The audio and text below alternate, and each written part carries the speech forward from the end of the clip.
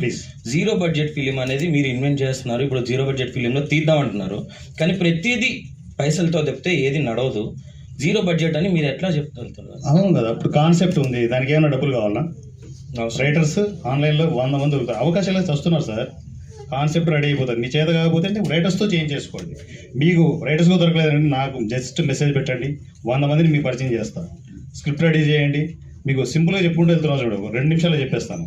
Script ready అయిపోయిందా, మీకు shooting కావాలి, దానికి ఏం కావాలి, కెమెరాలు కావాలి. కెమెరాలు ఈసీ ఇస్తుంది కదా, ఈసీ దగ్గర రూపాయి తీసుకోదు.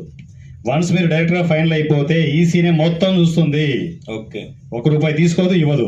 ప్యాషన్ ఉందా చేయండి, షూటింగ్ కంప్లీట్ అయిపోతుంది. పోస్ట్ ప్రొడక్షన్ ఏంటి, editing, dubbing, sound effects, RR ఇవన్నీ కావాలి. అవన్నీ ఆల్రెడీ ఐటీ కంపెనీ మాతో టైప్ అయ్యి ఉంది. ఓకే, లేదు సాంగ్స్ కావాలి, పక్కనే ఉన్నారు కదా మీ గురువు. అయిపోయింది, ఎక్కడ సినిమా అవుతుంది, ఫైనల్ కాపీ రెడీ అయిపోయింది, రిలీజ్ అంటున్నాం. రిలీజ్ ప్రాబ్లమ్స్ ఇన్ని రోజులు ఉండేటి, ఇప్పుడు ఏం లేదుగా, డైరెక్ట్ ఫంక్షన్ పెట్టుకో, సినిమా రిలీజ్ చేసుకో. దానికి రెవెన్యూ జనరేట్ అవ్వాలి. రెవెన్యూ జనరేట్ అయిన రోజు ఉంటుంది ఈసీ ఏంటో ఆ రోజు చూపిస్తాం.